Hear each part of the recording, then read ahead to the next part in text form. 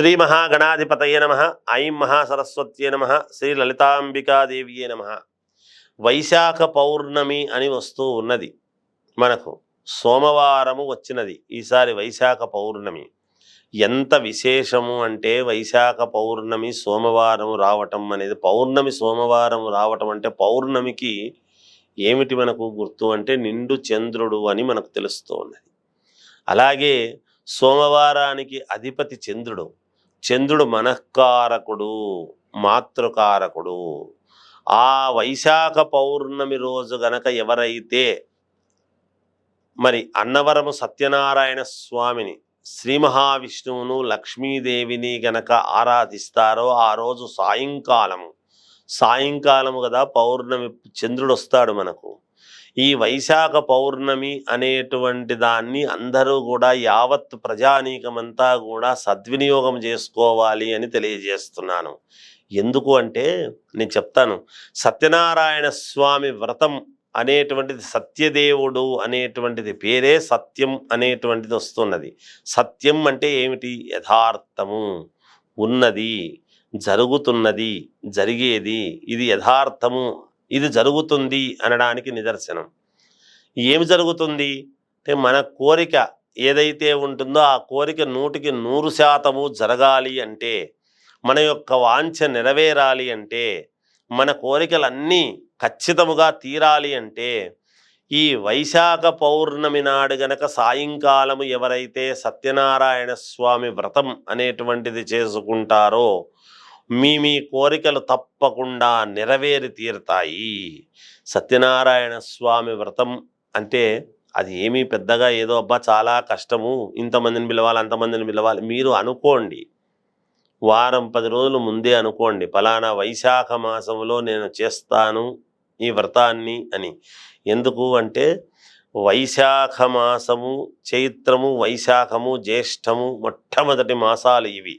ప్రారంభంలో ఈ 3 నెలలలో చేసేటువంటివి సంవత్సరము పొడవునా మనకు మేలు జరుగుతాయి అని శాస్త్రసమ్మతమైనటువంటి విషయం. అందుకని ఈ వైశాఖ మాసంలో గనక ఎప్పుడైతే మీరు ఈ పౌర్ణమి నాడు సాయంకాలమే చెయ్యాలి. సాయంకాలము స్నానము చేసి రాత్రి ప్రారంభ కాలంలో ఎప్పుడైతే చేస్తారో మీ మనస్సుకు ప్రాధాన్యత, చంద్రుడికి ప్రాధాన్యత, మనకు అనుకూలముగా వెంటనే తథాస్తు దేవతలు అనేటువంటి వాళ్ళు సాయంకాలము పూట అసుర సంధ్య వేళలో, గోధూళి వేళలో, లక్ష్మీదేవి సంచార సమయములో ఎప్పుడైతే మనము చేసుకుంటామో, ఇంట్లో దీపాలు అలంకరించి పరమశుద్ధిగా ఎప్పుడైతే చేసుకుంటామో 100% మీకు ఖచ్చితముగా మేలు జరుగుతుంది, జరిగి తీరుతుంది అనేటువంటిది తెలియజేస్తూ ఉన్నాను. మనం ఏదైనా చేసుకునేటువంటి విధానంలో ఉంటుంది. ఉదయం పూట చేసుకుంటాం. ఉదయం పూట చేసుకుంటే పుణ్యము రాదా అంటే వస్తుంది. పుణ్యము రావటం వేరు, మన కోరిక తీరటం వేరు. మనకున్న కోరిక తీరాలి అని కదా చేసుకుంటున్నాము సత్యనారాయణ స్వామి వ్రతం. మనకున్న ఇబ్బందులు తొలగాలి అని కదా చేసుకుంటున్నాము. అందుకని సాయంకాలం ఇన్ని ప్రామాణికాలు ఉన్నాయి. ఏమిటి అంటే అసుర సంధ్య వేళ, లక్ష్మీదేవి సంచార సమయము, తర్వాత తథాస్తు దేవతలు మనకు తథాస్తు అనేటువంటి సమయము, చంద్రుడు ప్రారంభము అయ్యేటువంటి సమయము, చంద్రుడు అప్పుడప్పుడే పైకి వస్తూ ఉండేటువంటి సమయము, అటువంటి రోజు, పైగా సోమవారము పరమేశ్వరుడికి ప్రీతి కలిగినటువంటి రోజు. ఆ సోమవారం అందుకే కదా చంద్రుణ్ణి నెత్తిన పెట్టుకున్నాడు పరమేశ్వరుడు. ఎందుకు అంటే ఆయన మనస్సుకు ఎంతో ఇష్టమైనటువంటి ఇది కదా. కాళ్ళ దగ్గర ఉంటే బాలచంద్రుడు అని నెత్తిన పెట్టుకుంటాడు. నెలవంక, ఆ మామూలుగా చంద్రవంక అని ఉంటుంది. అంటే అప్పుడే పుట్టినటువంటి చంద్రుడు వంక అన్నమాట.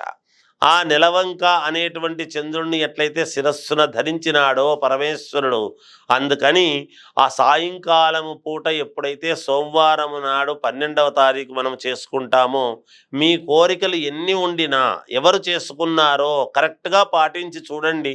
కరెక్ట్గా మీకు అనుకున్నటువంటి పనులన్నీ నెరవేరకపోతే అప్పుడు మీకే తెలుస్తుంది. తప్పకుండా మనం చేసేటువంటి దాంట్లో చిత్తశుద్ధి అనేది ఉండాలి. మన మనస్సు సంకల్పము, మన సంకల్ప బలమే మనకు ఆయువు. ఎప్పుడు కూడా మనకు ఆయువు పట్టు. మన మన మనస్సే మనకు ముఖ్యం. మనం ఏదనుకుంటే యద్భావం తద్భవతి, అదే వస్తుంది మనకు. అందుకని ఈ ఈ వైశాఖ మాసము పౌర్ణమిని ఎవరూ కూడా దాన్ని జారవిడుచుకోకుండా తప్పకుండా మీకు శక్తి ఉన్నంతలో నలుగురిని పిలిచి సత్యనారాయణ స్వామి వ్రతం అనేటువంటిది చేసుకోండి. తప్పకుండా మేలు జరుగుతుంది. జయోస్తు.